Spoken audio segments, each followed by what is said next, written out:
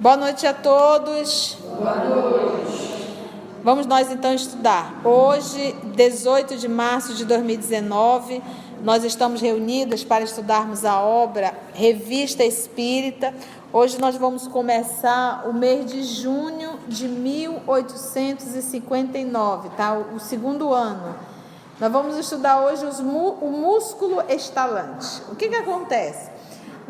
Vocês já viram o filme? Kardec está saindo aí, vai ser agora em maio. Na época do trabalho de Allan Kardec, quando ele foi tomando forma a doutrina espírita, muitos estavam estudando e acabaram criando vários sistemas. E meio que foi ramificando, cada um criando o seu sistema particular para tentar justificar as comunicações e os movimentos espíritas. Então, nós vamos ver aqui um desses sistemas que consta, inclusive, no livro Dos Médiuns, tá? Vamos ver aqui, o material será lido pela nossa irmã Carla e nós vamos fazendo comentários, caso seja necessário. O músculo estalante. Os adversários do espiritismo acabam de fazer uma descoberta que deve contrariar sobremaneira os espíritos batedores. Para eles, é um desses golpes de clava do qual dificilmente se restabelecerão. Com efeito, que devem pensar esses pobres espíritos da terrível cutilada com que o senhor Shift acaba de atingi-los e depois o senhor Jobert de Lamballe e por fim o senhor Vepeu? Parece-me vê-los bastante confusos, argumentando mais ou menos assim. Pois bem, meu caro, estamos em maus lençóis, estamos perdidos. Não havíamos contado com a anatomia que descobriu as nossas artimanhas. Decididamente, não há condições de se viver num país onde há gente que enxerga com tanta clareza. Vamos, senhores patetas, que acreditastes em todas essas histórias inverossímeis, impostores que nos quisestes fazer acreditar na existência de seres que não vemos, ignorantes que imaginais possa existir algo que escape ao nosso escalpelo, inclusive a vossa alma. E todos vós, escritores espíritas ou espiritualistas, mais ou menos espirituosos, inclinai-vos e reconhecei que não passais de tolos, de charlatães, e até mesmo de velhacos e de imbecis. Mentirosos imbecis. Esses senhores vos deixam a escolha, porque aqui está a luz, a verdade pura.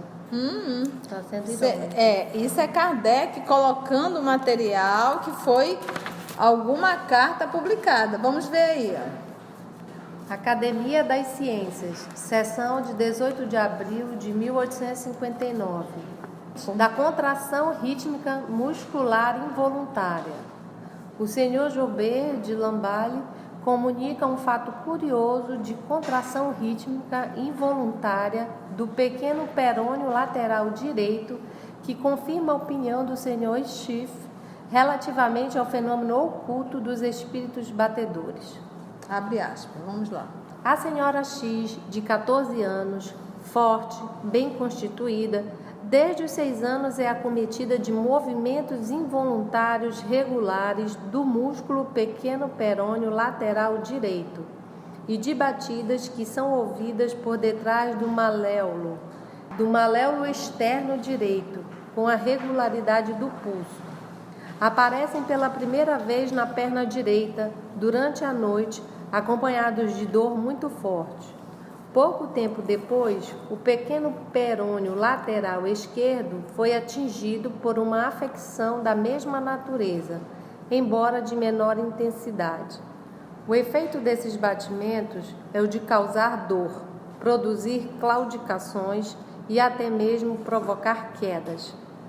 A jovem doente declarou-nos que a extensão do pé e a compressão exercida sobre certos pontos do pé e da perna chegam a detê-los, não obstante continue sentindo dores e fadiga no membro. Retratando toda a parte, aqui tudo é fisiológico, né? Todo o movimento dos músculos, dos ossos. Vamos lá. Quando essa interessante criatura se nos apresentou, eis em que estado a encontramos, ao nível do maléolo. Maléolo, quem quiser, cada uma das saliências ósseas de cada um dos lados do tornozelo, exatamente. O perônio. O perônio é um osso longo da perna no corpo humano. Osso da perna que fica ao lado exterior em relação à tíbia. Exatamente. Vamos lá. Fíbula, perônio, fíbula, tíbia e fíbula. Eu gostava do perônio, achava tão legal. Morreu ele. Fíbula é tão aquático, gente, né? O perônio morreu. O perônio morreu. Fíbula. Aqui, né? Quando essa interessante criatura se nos apresentou, eis em que estado a encontramos. Ao nível do mauléolo externo direito, em direção ao bordo superior dessa saliência óssea. Lá embaixo, aqui o tornozelo, tá? Era fácil constatar um batimento regular, acompanhado de intumescência passageira e de um levantamento das partes moles da região. Ou seja, o tornozelo da menina, além de inchar, mexia tudo. Devia ser algo estranho, né? Parece que pulsava. Os quais eram seguidos por um ruído seco que se sucedia a cada contração muscular. Que esquisito, né? Um tornozelo falante. Pulsante e gemente. Esse ruído era ouvido no leito, fora dele e a uma distância assaz considerável do local onde a jovem repousava. Ou seja, mesmo distante, o povo não conseguia ouvir. Porque às vezes a gente faz um movimento, croc, croc, né? Mas o movimento que a gente faz, o cidadão parado e os músculos mexendo, o osso sacudindo, é algo complexo, né? Notava pela sua regularidade e pelo seu estrépito, tal ruído a acompanhava por toda parte. Aplicando a orelha à perna, ao pé ou ao maulelo, distinguia-se um choque incômodo que atingia todo o trajeto percorrido pelo músculo, absolutamente como se fora um golpe que se transmitisse de uma a outra extremidade de uma viga. Nossa! Por vezes, o ruído se assemelhava a um atrito, a uma raspadela, desde que as contrações fossem menos intensas.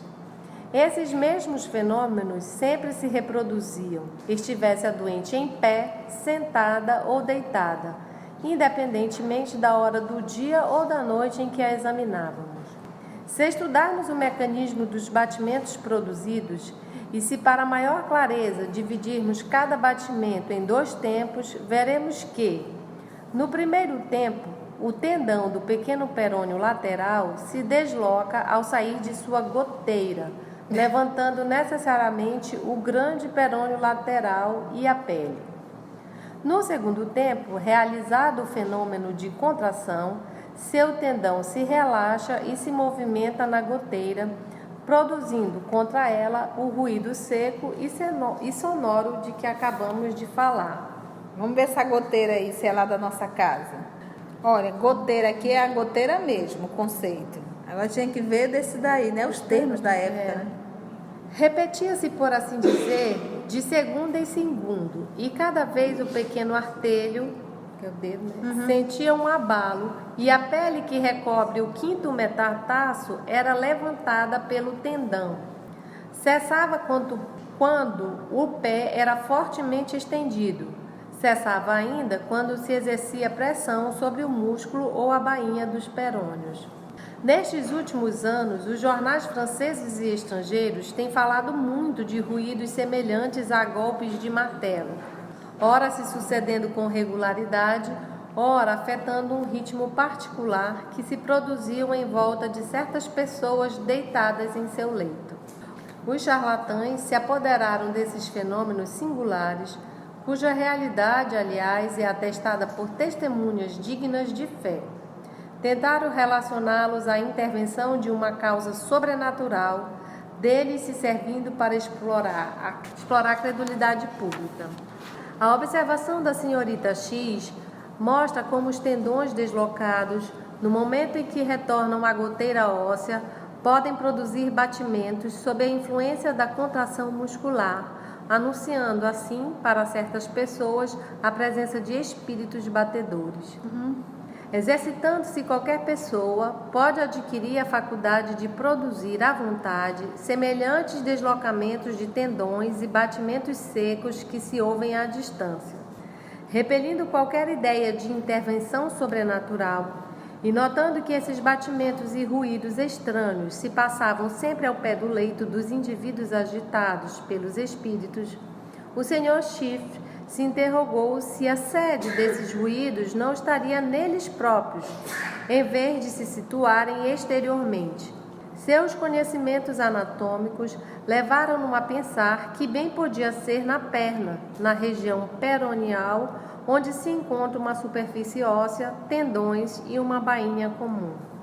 Estando bem sedimentada em seu espírito essa maneira de ver, fez ele experiências e tentativas em si mesmo que lhe não permitiram duvidar que o ruído tinha sua sede por detrás do maléolo externo e nas bainhas dos tendões do perônio. Logo, o Sr. Schiff foi capaz de executar ruídos voluntários, regulares, harmoniosos e perante um grande número de pessoas. Acho que eu não consigo fazer esse trem não, né? Ele foi, descobriu, viu, começou a fazer o barulho. Imagina. Logo, o Sr. Schiff foi capaz de executar ruídos voluntários, regulares, harmoniosos e perante um grande número de pessoas, cerca de 50. Pôde imitar os prodígios dos espíritos batedores, com ou sem sapatos, de pé ou deitado. Concluiu o Sr. Schiff que todos esses ruídos se originam no tendão do grande perônio, quando passa na goteira peroneal, acrescentando que eles coexistem com o adelgaçamento ou ausência da bainha comum no grande e no pequeno perônio. Quanto a nós, admitindo inicialmente que todos esses batimentos fossem produzidos pela queda de um tendão contra a superfície óssea peroneal, pensamos, entretanto, não haver necessidade de uma anomalia da bainha para os percebermos. Basta a contração do músculo, o deslocamento do tendão e seu retorno à goteira para que o ruído aconteça. Porque assim, a gente está lendo isso aqui, parece ser algo meio estranho. O que é um tendão, goteira, esse estalar? Mas para ele estar colocando isso na revista, lembra que essa revista era mensal. Isso deveria ser um burburinho na cidade. A fofoca devia estar rolando, entendeu? Ah, tu já viu os espíritos batedores, né? O Sr. Schiff. Exatamente. Então, por isso que Kardec pegou e disse, olha, eu vou colocar os esclarecimentos aqui na revista, um assunto que está bombando agora, né? Vamos dizer assim. Mas vamos lá. Além disso, somente o pequeno perônio é o agente do ruído em questão. Com efeito, ele ostenta uma direção mais reta que o grande perônio, que sofre vários desvios em seu trajeto. Situa-se profundamente na goteira. Então, a goteira é um furo, é um suco ósseo. É um suco formado em um osso. Recobre completamente a goteira óssea, sendo natural concluirmos que o ruído é produzido pelo choque desse tendão contra as partes sólidas da goteira. Apresenta fibras musculares até a entrada do tendão na goteira comum, ao passo que se dá o contrário com o grande perônio. Já estou me sentindo molhada de tanta goteira. O ruído é variável. O ruído é variável em sua intensidade e, com efeito, nele podemos distinguir diversos matizes. É assim que, desde o barulho estridente, que se percebe à distância, encontramos variedades de ruídos, de atritos, de serra, etc. Isso tudo que está falando não é Kardec, tá? Ele pegou textos e está... Utilizando o método subcutâneo, fizemos incisões repetidas através do corpo do pequeno perônio lateral direito e no corpo do mesmo músculo do lado esquerdo de nossa doente, e mantivemos os membros imobilizados com o auxílio de um aparelho. Reunidas as partes, as funções dos dois membros foram restabelecidas sem qualquer traço dessa singular e rara afecção. Sr. Vepeur, os ruídos de que acaba de tratar o Sr. Jobert em seu interessante comunicado parecem ligados a uma questão muito vasta. Com efeito, observam-se esses mesmos ruídos em diversas regiões. O quadril, a espádua, a face interna do pé frequentemente se lhe tornam a sede. Entre outros, vi uma dama que, auxiliada por certos movimentos de rotação da coxa, produzia uma espécie de música assaz manifesta para ser ouvida de um a outro lado do salão. Pelo amor de Deus. O músculo da coxa fazendo uma música. O tendão da porção longa do bíceps braquial a produz facilmente ao sair de sua bainha, quando os feixes fibrosos que o retêm naturalmente se relaxam ou se rompem. O mesmo acontece com o músculo posterior da perna ou com o músculo flexor do grande artelho por trás do maléolo interno. Tais ruídos se explicam, como bem o compreenderam os senhores Schiff e Joubert, pela fricção ou pelos sobressaltos dos tendões nas ranhuras ou contra os bordos das superfícies sinoviais. Consequentemente, são possíveis numa infinidade de regiões ou na vizinhança de uma porção de órgãos, ora claros e bem audíveis, ora surdos ou obscuros, por vezes úmidos, outras vezes secos, variam, aliás, extremamente de intensidade.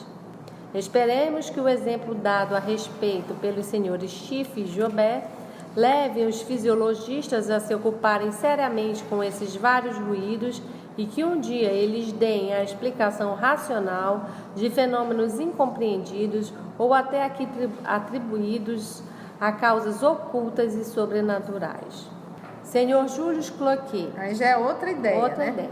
Em apoio às observações do Sr. VP sobre os ruídos anormais que os tendões podem produzir nas diversas regiões do corpo, cita o exemplo de uma moça de 16 a 18 anos que lhe foi apresentada no Hospital São Luís, numa época em que os senhores VP e Joubert eram vinculados a esse mesmo estabelecimento. O pai da jovem, que se intitulava Pai de um Fenômeno, espécie de saltimbanco, esperava tirar partido da filha, exibindo-a publicamente. Já pensou? Se eu tivesse uma filha que a coxa cantasse... Vamos lá. O pai da jovem, que se partido da filha, exibindo-a publicamente, anunciou que ela tinha no ventre um movimento de pêndulo. A moça estava perfeitamente conformada.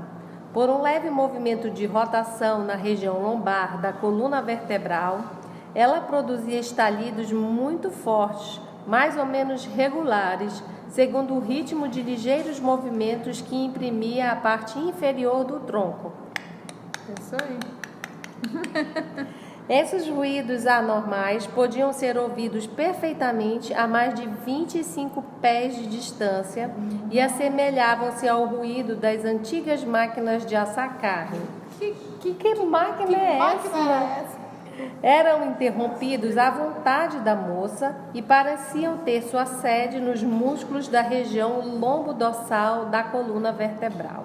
Extraído da Abele Medicale, julgando-nos no dever de transcrever. Agora é Kardec, tá? A partir de agora é Kardec. Então ele pegou esse material dessa Abele Medicale, extraído da Abele Medicale, alguma coisa que falava da parte médica, da medicina. Ele pegou esse material, colocou tudinho. Agora eu vou falar desses estalidos todos aí. Bora lá. Extraído da Abele Medicale, julgamos-nos no dever de transcrever este artigo integralmente para a edificação de nossos leitores, a fim de não sermos acusados de querer esquivar-nos a certos argumentos de que ele contém. Porque lembra que ele está atacando o espiritismo, as mensagens, né? Está dizendo que o espírito não existe, não tem esse negócio de espírito batedor. Com algumas variantes, foi reproduzido em diferentes jornais, acompanhados dos costumeiros epítetos. Não temos o hábito de ressaltar as grosserias, deixamo-la de lado, porque o nosso bom senso nos diz que nada se prova com tolices e injúrias, por mais sábio que se seja. Se o artigo em questão se tivesse limitado a banalidades que nem sempre são marcadas pelo cunho da urbanidade e da boa educação, não o teríamos mencionado. mas ele trata a questão do ponto de vista científico, sobrecarrega-nos com demonstrações com as quais pretende pulverizar-nos. Vejamos, pois, se de fato estamos mortos pelo decreto da Academia das Ciências ou se temos alguma chance de viver como o pobre louco Fulton, cujo sistema foi declarado um sonho vazio e impraticável pelo Instituto, o que apenas privou a França da iniciativa do navio a vapor e, quem sabe, as consequências que tal poderio, nas mãos de Napoleão I, poderia ter acarretado sobre os acontecimentos ulteriores. Não vai criticando. Kardec já veio. Faremos apenas um breve reparo sobre a qualificação de charlatães atribuída aos partidários das ideias novas. Ela nos parece um tanto arriscada quando se aplica a milhões de criaturas que delas não tiram qualquer proveito e quando alcança os planos mais elevados da escala social.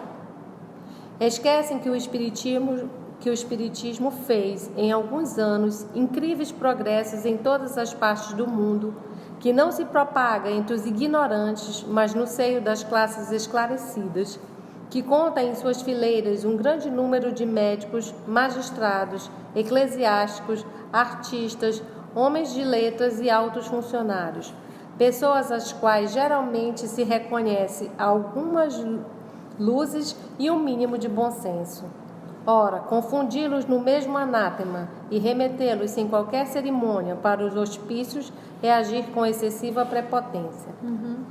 Mas, direis, trata-se de criaturas de boa fé, vítimas de uma ilusão. Não negamos o efeito, apenas contestamos a causa que lhe atribuís. A ciência acaba de descobrir a verdadeira causa, tornando-a conhecida e, por isso mesmo, fazendo desabar todo esse altar de fantasias místicas de um mundo invisível que pode seduzir as imaginações exaltadas, embora sinceras.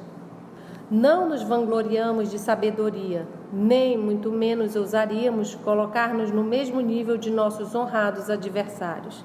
Diremos tão só que nossos estudos pessoais de anatomia e de ciências físicas e naturais, que tivemos a honra de professar, nos permitem compreender a sua teoria e que de modo algum nos sentimos aturdidos por essa avalanche de palavreado técnico.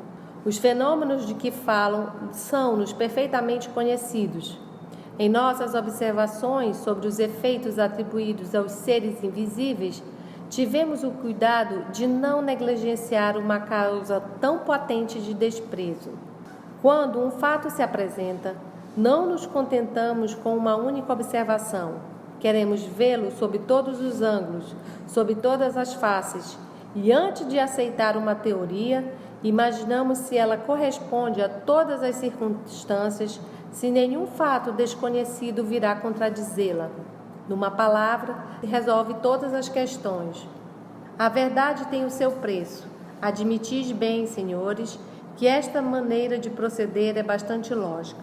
Pois bem, malgrado todo o respeito devido ao vosso saber, apresentam-se algumas dificuldades na aplicação de vosso sistema àquilo que se costuma chamar de espíritos batedores. Em primeiro lugar, é no mínimo singular que essa faculdade, até o momento excepcional e vista como um caso patológico, qualificada pelo Sr. Joubert, de Lamballe, de rara e singular afecção, de repente se tenha tornado tão comum.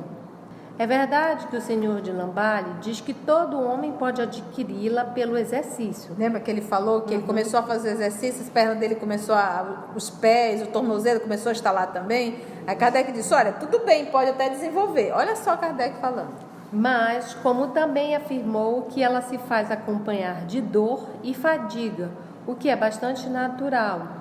É de convir que precisamos ter uma vontade de mistificar muito forte para fazer nosso músculo estalar durante 2 ou 3 horas seguidas, quando isso a nada leva e pelo só prazer de divertir as pessoas. Mas falemos seriamente. Olha, ainda está brincando. Isto é mais grave, porque é ciência. Esses senhores que descobriram esta maravilhosa propriedade do grande perônio não desconfiam absolutamente de tudo quanto pode fazer esse músculo. Ora, eis aí um belo problema a resolver. Os tendões deslocados não batem somente nas goteiras ósseas.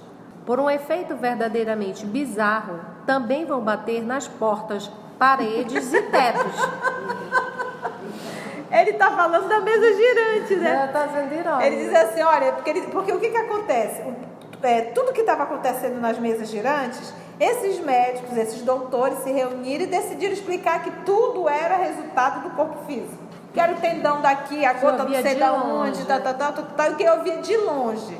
Então, aí o Kardec vem, olha como ele é espirituoso, ele diz, olha, nós temos um problema, porque não é só os tendões, é a porta, é a mesa. Não, e a pessoa ia ficar fazendo isso por dor, aí ele para, vamos falar sério. Não, vamos falar sério. 2 horas fazendo, porque o que acontece? Lembra da batida? Porque as mesas mediúnicas, as mesas girantes, elas começavam com a batida. Mesa, nós vamos lhe fazer uma pergunta. Eu vou casar? Porque era um som. Então eles estavam o quê? Fazendo um movimento que todos os sons eram resultado do quê? De alguma pessoa que estava fazendo. Tanto é que ele provou que ele começou a exercitar e ele pôde desenvolver. Só que ele mesmo falou, olha, eu consigo fazer com que o músculo estale, com que o tendão caia da gota, não sei o quê. Mas ele disse, só que eu sinto dor. Além de cansar, promove dor. Aí Kardec está dizendo, pensa você fazer isso 2 horas. Só para enganar. Só para enganar, e detalhe, ninguém ganha nada com isso, porque Kardec não cobrava nada. Aí ele vem, olha, os tendões deslocados não batem somente nas goteiras ósseas, por um efeito verdadeiramente bizarro, também vão bater nas portas, paredes e teto, e isso à vontade, exatamente nos locais designados. Bate bem ali, vai lá e o barulho. Agora aqui, porque Kardec fazia testes. Tendão. Entendeu? Mas se quereis algo ainda mais forte, vede o quanto a ciência estava longe de suspeitar de todas as virtudes desse músculo estalador.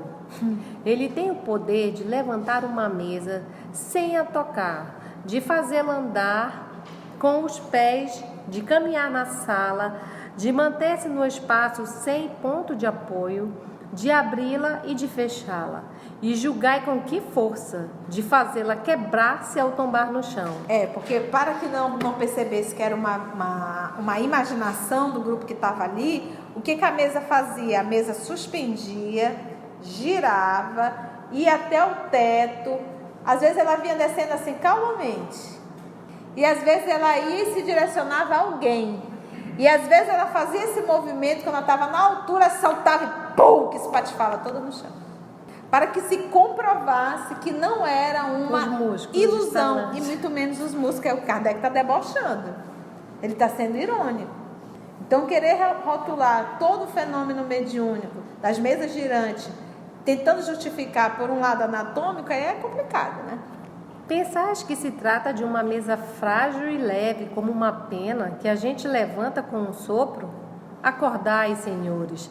Trata-se de mesas pesadas e maciças, de 50 a 60 quilos, que obedecem a moçoilas e crianças. Mas dirá o Sr. Shift, nunca vi esses prodígios. Isso é fácil de compreender. Ele não quis ver senão as pernas. Quando o outro não quer ver, fica difícil querer mostrar, né? Vendo como Kardec é inteligente na resposta? E ele pega todo dia, olha, vou pegar tudo que tu escreveu e eu vou publicar. Por isso que eu disse, para ele ter colocado na Revista Espírita, isso devia estar um zum, porque o cidadão queria ridicularizar o trabalho que Kardec estava fazendo. Entendeu? Como temos, nós temos. Quantas pessoas tentou ridicularizar o Chico Xavier? Até hoje, né, gente? O que vocês estão aprendendo lá? Vamos parar aí, gente? Vamos parar para tomar um cafezinho? Foi bom aí o estaladeiro, ver Kardec refutando. Até o nosso próximo leitura, porque hoje foi leitura realmente do Revista Espírita.